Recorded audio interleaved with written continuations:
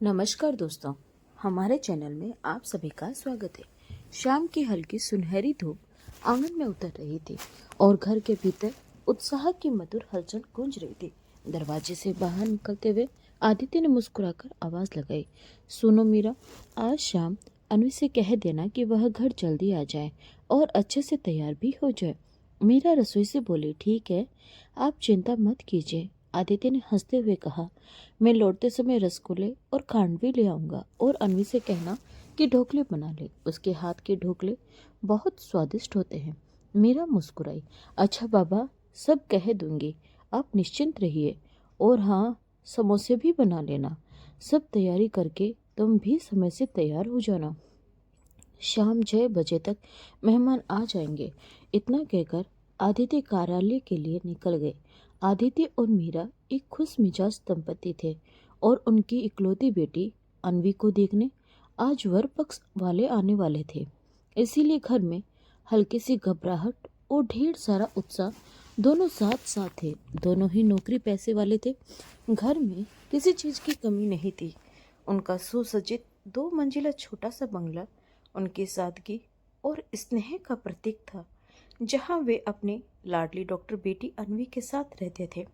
मेहमानों के स्वागत के लिए मीरा ने आज कार्यालय से अवकाश लिया था और सुबह से ही पूरे घर को शीशे सा चमका दिया था। साथ ही नाश्ते की भी सारी तैयारी कर ली थी।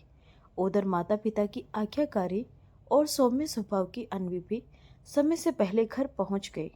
डॉक्टर होने के बावजूद उसे गृह कार्य में विशेष रुचि थी। उसे चित्रकारी का भी गहरा शौक था। जब वह कैनवास पर रंग भरती तो लगता मानो चित्र अभी जीवित हो उठेगा और उसकी बनाई रंगोली दीपावली पर घर आंगन की शोभा मानो उसी से पूर्ण होती थी। जब तक उसके हाथों की रंगोली से आंगन न सज जाए उसे चैन ही नहीं आता। उसे कविताएं लिखने और उच्च कोटि का साहित्य पढ़ने का भी बहुत शौक है। और तो और हमारी डॉक्टर साहिबा को खाना बनाना भी बेहद पसंद है। पाक कला में वह एकदम निपुण है। यदि उसके हाथ का बना पनीर मखनी आप एक बार चख लें तो जीवन भर उसका स्वाद भूल ना पाए। संगीत से भी अवनी को गहरा लगाव है। स्वर ही उसकी साधना है। जब वह कोई सरगम छेड़ती है तो लगता है मानो बहती हवा भी ठिठक कर उसका संगीत सुनने लगी हो। संक्षेप में कहे तो अनवी रूप और गुणों की खान है। समय से घर आकर वह अपनी माँ का हाथ पटाने में लगे। उसने हॉल के कोने में रखे साइड टेबल पर गुलदान में सफेद रजनीगंधा के फूल सजा दिए। खिड़कियों पर गहरे नीले रंग के पर्दे लगा दिए और सोफे से कवर हटाकर बीच में रखी मेज पर चांदी के मेवा दान में मेवा सजा दिया। इसके बाद उसने मीरा को आवाज दी, माँ, एक बार बाहर आकर देख लीजिए, सब ठीक है ना।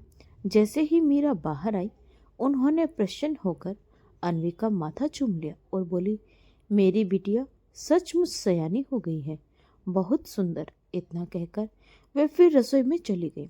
अनवी भी रसोई में आकर माँ का हाथ पटाने लगी। दोनों ने मिलकर ढोकले बनाए और मीरा की समोसे बनाने में भी मदद की। रसोई का काम समाप्त कर दोनों माँ बेटी तैयार होने अपने अपने कमरे में चली गई। अनवी ने डार्क ब्लू जींस के साथ सफेद टॉप पहना, खुले बाल, आंखों में काजल और होठों पर हल्के प्राकृतिक रंग की लिपस्टिक। उसका व्यक्तित्व अत्यंत गरिमामय लग रहा था। तभी आदित्य भी कार्यालय से लौट आए।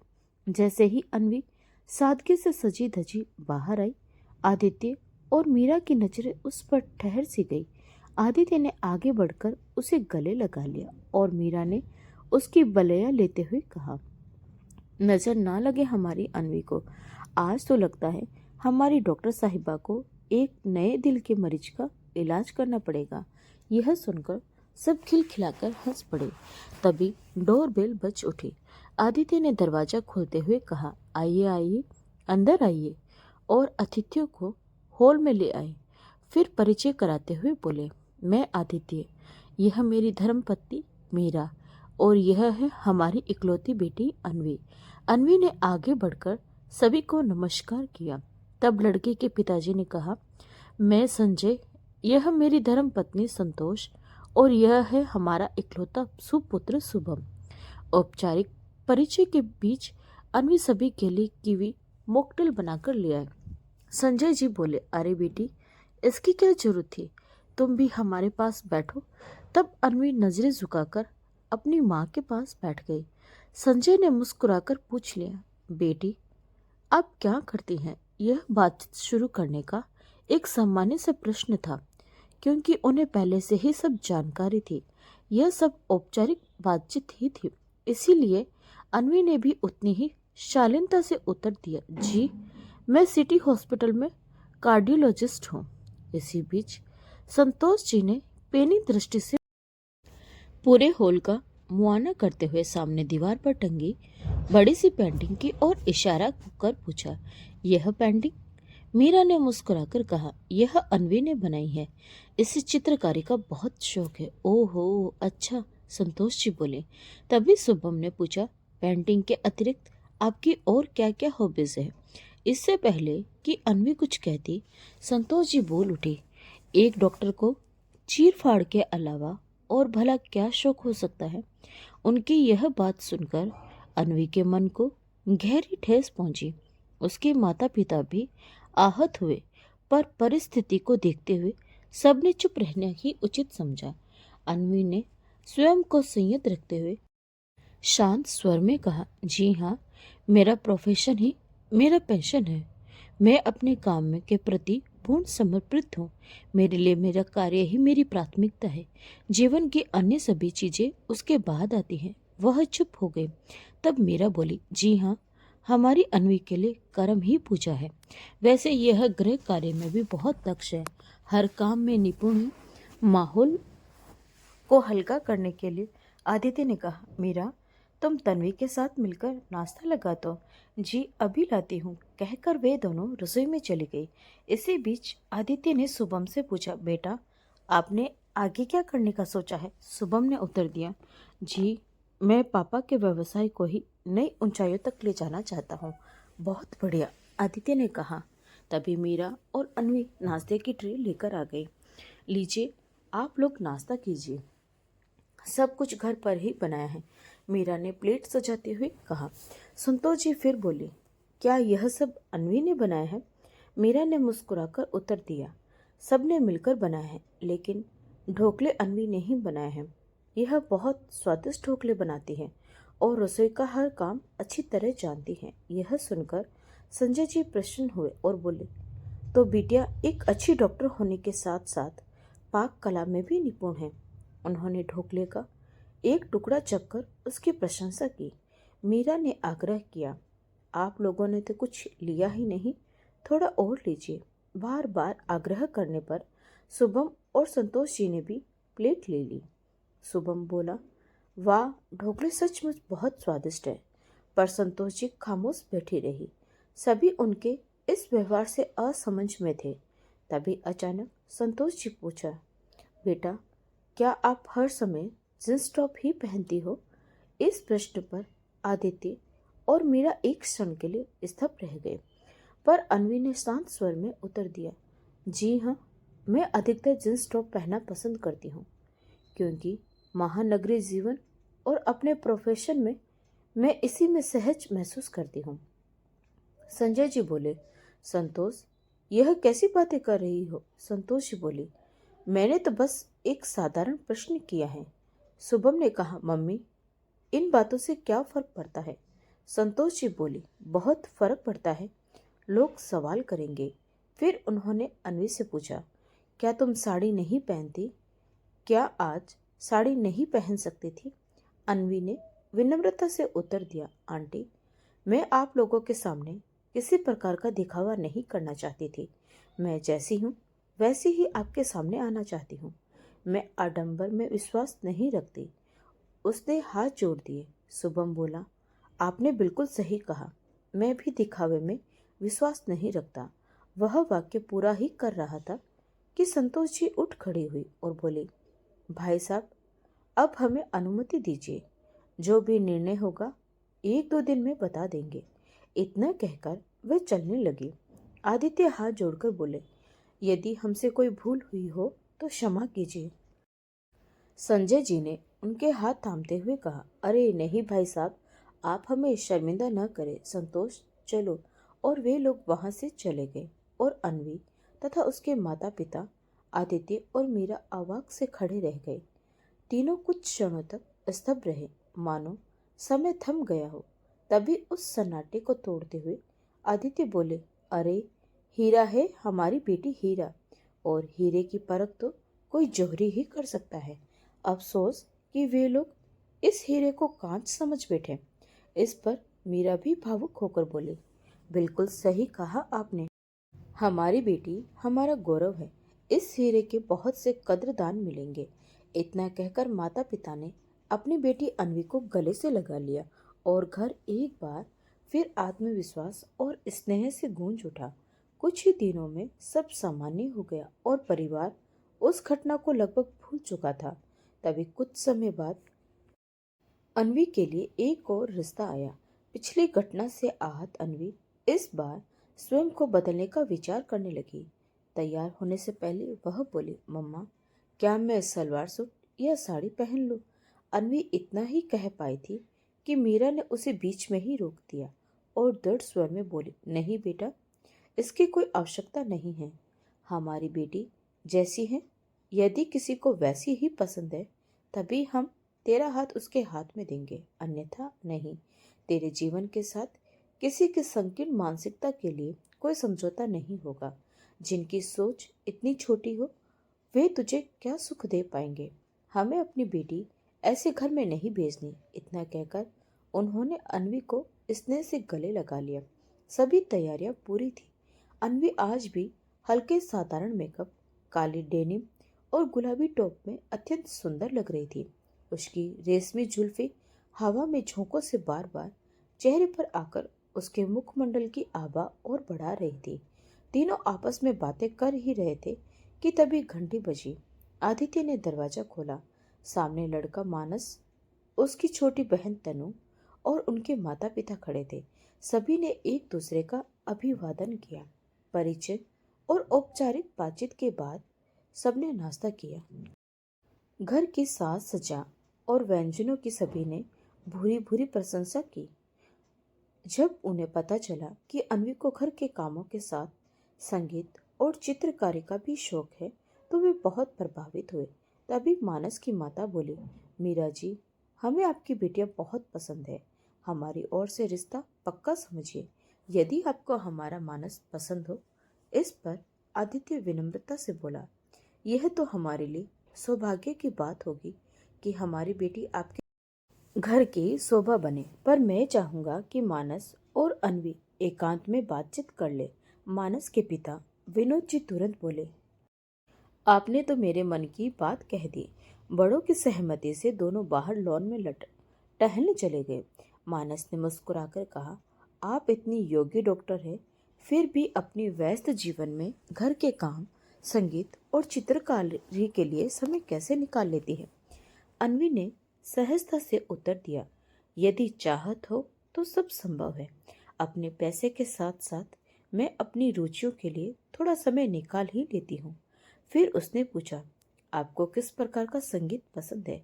मानस बोला, मुझे पुराने गायकों के गीत बहुत प्रिय हैं। अन्वी हंसकर बोली, वाह, हमारी पसंद तो मिलती है। मुझे भी वही गीत अच्छे लगते हैं। फिर अन्वी ने पूछा, आप भी तो एक प्रसिद्ध न्यूरोलॉजिस्ट है और दिल्ली जैसे महानगर में रहते हैं, तो आप अपनी रुचियों के लिए समय कैसे निकालते हैं? मानस ने हंसते हुए कहा, बिल्कुल आपकी तरह। दोनों हंस पड़े। तभी सुंदर सजे बगीचे को देखकर मानस ने पूछा, आपके बगीचे की देखभाल कौन करता है? अन्वी ने खिलखिलाते हुए कहा, जनाब, यह शौक भी इसी नाचीज का है। मानस ने चुटकी लेते हुए कहा, तो आप तो सचमुच सर्वगुण संपन्न निकली। चलते चलते अन्वी ने मुस्कुराकर पूछा, मानस जी, क्या आपको या आपके परिवार को मेरा यह जींस टॉप पहनना नागवार तो नहीं गुजर रहा? मानस ने शांत किंतु दृढ़ स्वर में कहा, अन्वी जी, मेरे मम्मी पापा मुझसे भी अधिक उदार और प्रगतिशील सोच रखते हैं। उन्हें इन बातों से कोई फर्क नहीं पड़ता। आपका पहनावा आपके चरित्र का प्रमाण पत्र नहीं हो सकता। हमारे लिए आपके वस्त्रों से अधिक आपकी सोच और आपके संस्कार मायने रखते हैं। आज मेरी भी एक छोटी बहन है, वह भी वेस्टर्न परिधान पहनती है। फिर हम आप पर कोई पाबंदी क्यों लगाएं? आप में और तनु में क्या अंतर है? लोग ऐसे दोहरे मापदंड क्यों अपनाते हैं? मैं नहीं जानता। मैंने तो बचपन से अपने घर में खुली सोच का वातावरण देखा है, इसीलिए ऐसी संकीर्ण मानसिकता से मुझे बहुत कष्ट होता है। थोड़ा आवेश में बोलने के बाद मानस स्वयं को संयत करते हुए बोला, क्षमा कीजिए, मैं कुछ अधिक ही कह गया। अन्वी उसके चेहरे की ओर अपलक देखती रह गई। फिर शांत और गंभीर स्वर में बोली, मैं नहीं जानती थी कि इस विषय से आपको इतनी पीड़ा पहुंचेगी। मैं आपकी और आपके परिवार की सोच को नमन करती हूँ। तब मानस मुस्कुराकर बोला, क्या आप मेरे बारे में कुछ जानना नहीं चाहेंगे? अन्वी ने भी हल्की मुस्कान के साथ उत्तर दिया, आपने अपनी सोच का परिचय पहले ही दे दिया है। अब पूछने या जानने को कुछ विशेष शेष नहीं रहा, तो फिर रिश्ता पक्का समझे। मानस ने हंसते हुए कहा। दोनों मुस्कुराते हुए घर के भीतर आए। सबकी निगाहों में एक ही प्रश्न था, पर दोनों को प्रश्न देखकर सब समझ गए और सबके होठों पर मुस्कान देर गई। तभी विनोद जी बोले, बधाई हो भाई साहब, अब तो मुंह मीठा कराइए। तनु अन्वी के पास आकर खड़ी हो गई और मानस को चिढ़ाते हुए बोली, भैया, अब तक तो आप मुझे बहुत परेशान करते थे, अब देखना मैं भाभी के साथ मिलकर आपको कितना तंग करूंगी। मानस हंसकर बोला, अच्छा जी, इतनी जल्दी पक्ष बदल लिया। घर चल, फिर बताता हूँ तुझे। तनु बोली, भैया, यदि परेशान करोगे तो भाभी से शिकायत कर दूंगी। उसके इतना कहते ही सब खिलखिलाकर हंस पड़े और इसी हंसी खुशी के वातावरण में रिश्ता पक्का हो गया। कुछ ही दिनों बाद धूमधाम से दोनों का विवाह संपन्न हो गया। उधर संतोष अपने बेटे शुभम के लिए साड़ी पहनने वाली बहू की तलाश में लगी थी। इधर अन्वी विदा होकर अपने ससुराल आ गई।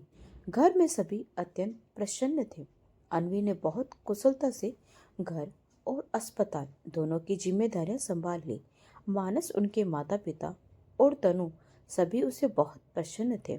वह सबका ध्यान रखती, बिना कहे सबके मन की बात समझ जाती और अपने मधुर व्यवहार तथा कार्य कुशलता से सबका हृदय जीत चुकी थी। दूसरी ओर शुभम के माता पिता अपने बेटे के लिए घरेलू स्वभाव की लड़की की खोज में थे। उन्होंने समाचार पत्र में विज्ञापन दिया, ऑनलाइन वैवाहिक साइटों पर शुभम का बायोडेटा डाला।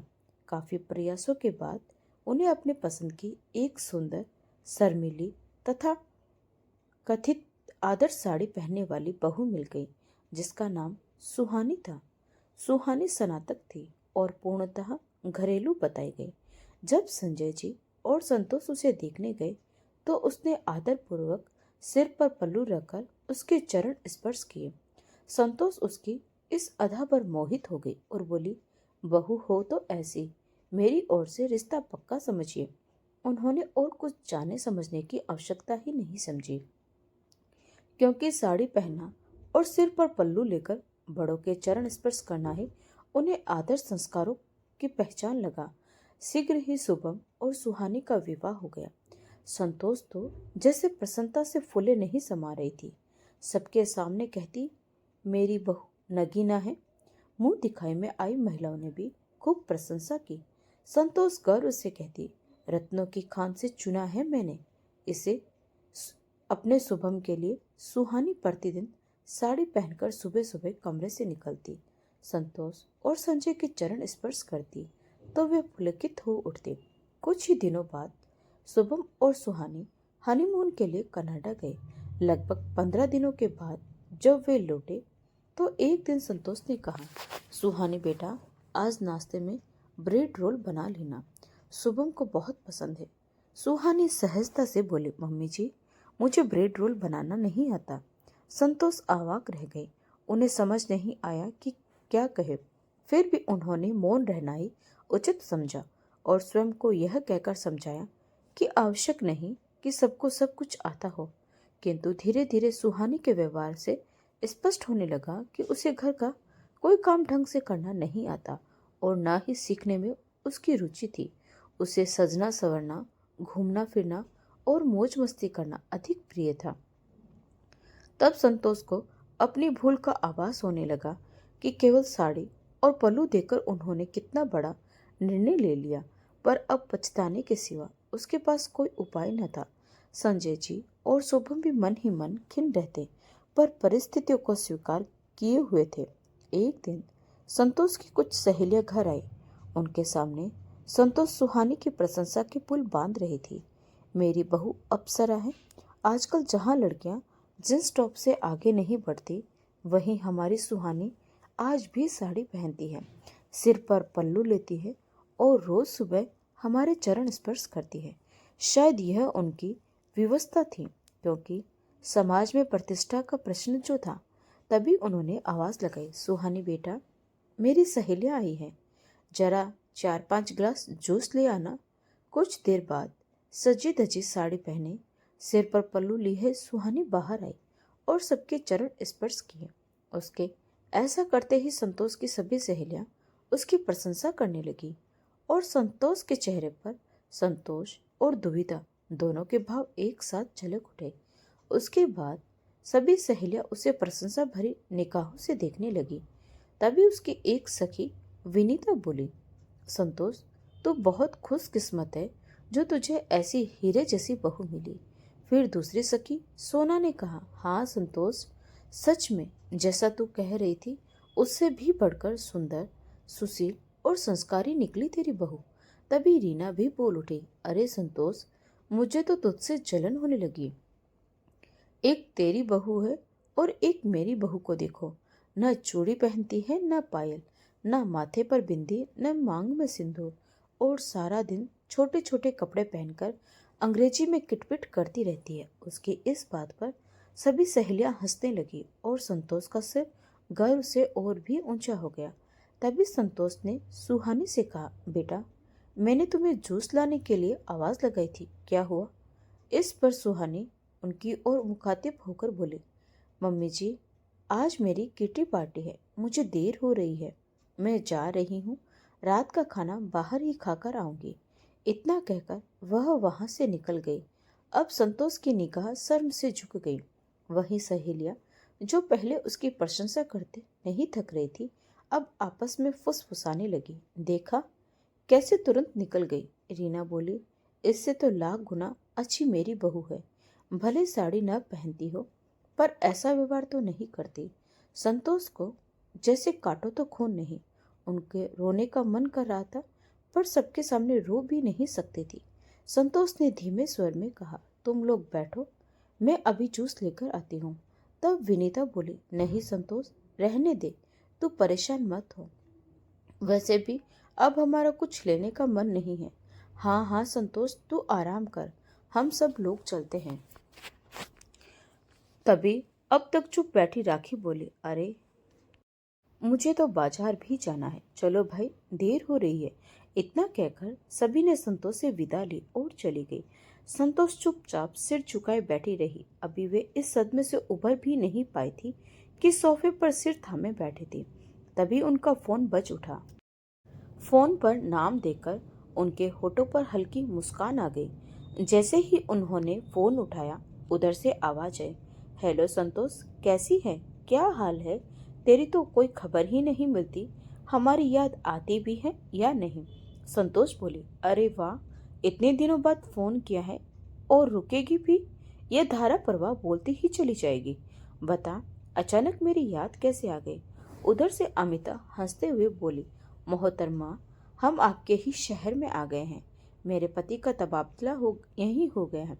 संतोष बोली, यह तो बहुत अच्छी बात है। अच्छा बता, मुझसे मिलने कब आ रही है? मैं तो तुझसे मिलने के लिए बहुत उत्सुक हूँ। तू बेटे की शादी में भी नहीं आई, ढेर सारी बातें करनी है।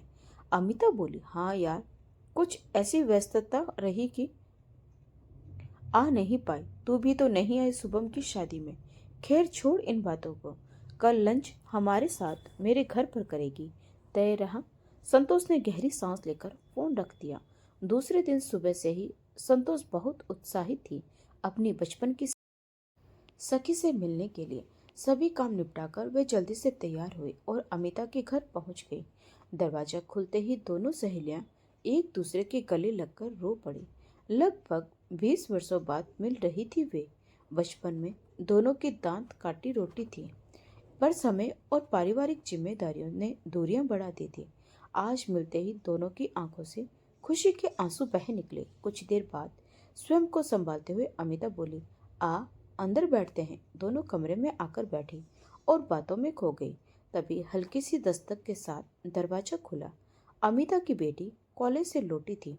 वह मुस्कुराते हुए अंदर आई, अपनी माँ के गले में बाहें डालकर बोली, अरे मम्मा, आप तो कल से आंटी का बेसब्री से इंतजार कर रही थी। जरा हमारा भी तो परिचय करवा दीजिए। अमिता हंसते हुए बोली, हाँ हाँ बेटा, क्यों नहीं।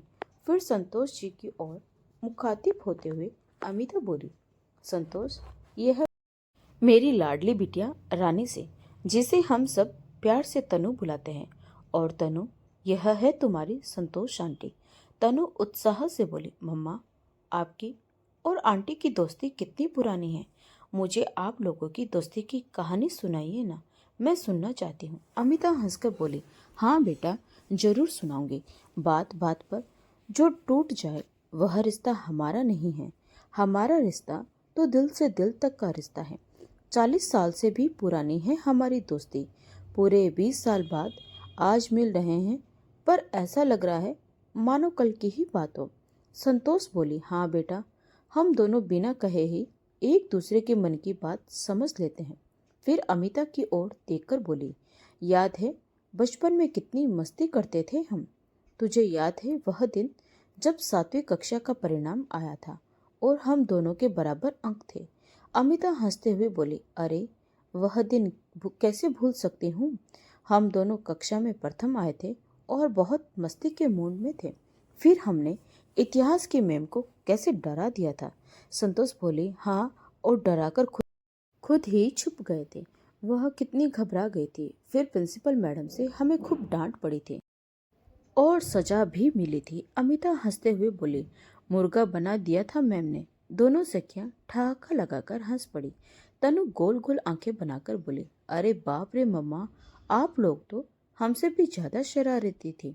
उनकी इस अदा पर तीनों जोर से हंस पड़ी। अमिता ने तनु से कहा, बेटा, आंटी के लिए कुछ ठंडा ले आओगी। हाँ मम्मी, कहकर वह चली गई। उसके जाते ही अमिता ने गंभीर स्वर में पूछा, संतोष, क्या बात है, तू कुछ परेशान लग रही है। संतोष बोली, नहीं यार, ऐसी कोई बात नहीं। अभी तो तेरे साथ खूब हंसी हूँ, मुझे कैसी परेशानी। अमिता बोली, मुझसे कुछ मत छुपा, मैं तुझे जानती हूँ। तभी अमिता की बहू ट्रे लेकर कमरे में आई और बोली, नमस्ते आंटी, गर्मी बहुत है, ठंडा मॉकटेल लीजिए। जैसे ही संतोष ने गिलास लेने के लिए नजर उठाई, उन्हें लगा जैसे चक्कर आ जाएगा। बड़ी मुश्किल से स्वयं को संभाला। अमिता की बहू ट्रे रखकर जा चुकी थी। संतोष ने आश्चर्य से पूछा, अमिता, यह? अमिता मुस्कुराकर बोली, हाँ संतोष, यह अन्वी है, मेरी बहू। हीरा है, हीरा। डॉक्टर है, पर जरा भी घमंड नहीं। गृह कार्य में इतनी दक्ष कि पूछो मत। घर और अस्पताल दोनों संभालती है। मुझे तो एक काम भी हाथ नहीं लगाने देती। हमारे खाने पीने और सेहत का पूरा ध्यान रखती है। मेरी बेटी तनु की सबसे अच्छी मित्र है। एक ही सांस में इतना सब कहकर अमिता ने गहरी सांस ली। तभी अन्वी नाश्ते की ट्रे लेकर आई। ब्रेड रोल, रस मलाई, ढोकला और सैंडविच देकर संतोष आश्चर्यचकित रह गई। इससे पहले कि वे कुछ कहती, अमिता बोली, यह सब हमारी अन्वी ने अपने हाथों से बनाया है। बहुत स्वादिष्ट भोजन बनाती है मेरी बहू। अन्वी नाश्ता रखकर चली गई। संतोष अब भी स्तब्ध बैठी थी। अमिता ने पूछा, बोल संतोष, कैसी लगी मेरी बहू। संतोष की आंखें भर आई, बोली, सच में हीरा है तेरी बहू अमिता। जिस हीरे को मैंने नासमझी में ठुकरा दिया, तेरी पारखी नजर ने पहचान लिया। इतना कहते कहते उसका गला भर आया। अमिता ने स्नेह से कहा, बीती बातों को भूल जा, जो हुआ सो हुआ। पिछली बातों को याद कर दुख ही मिलेगा। संतोष बोली, हाँ तू ठीक कहती है। शायद यह मेरी रूढ़िवादी सोच की ही सजा है। उनकी आंखों से आंसू छलक पड़े। फिर दोनों सखियों ने साथ बैठकर नाश्ता किया और मन की सारी बातें साझा की। शाम ढलने लगी तो संतोष ने विदा लेते हुए कहा, अब चलती हूँ, बहुत देर हो गई। अब तो मिलना जुलना लगा ही रहेगा। तू बता कब आएगी मेरे घर? अमिता बोली, मन तो नहीं भरा पर जल्द ही आऊंगी। इतना कहकर उसने अन्वी के हाथों से बनाई एक पेंटिंग संतोष को भेंट की और बोली, यह मेरी बहू ने बनाई है। पेंटिंग हाथ में लेते ही संतोष की आंखों से आंसू की अविरल धारा बह निकली। पश्चाताप की अग्नि में जलती हुई संतोष के घर की ओर लौट रही थी और मन ही मन बार बार यही सोच रही थी, काश साड़ी वाली बहू की जिद न की होती तो अन्वी आज मेरी घर की बहू होती। तो दोस्तों, रिश्ते चुनते समय ज़्यादा जरूरी क्या है, साड़ी का पल्लू या सोच की ऊंचाई? आप अपने घर के लिए कैसी बहू दामाद चुनेंगे और क्यों? कमेंट करके जरूर बताएं। और आपको यह कहानी कैसी लगी वह भी कमेंट करके जरूर बताएं। और अगर कहानी अच्छी लगी हो तो प्लीज़ वीडियो को लाइक, शेयर और सब्सक्राइब जरूर करें।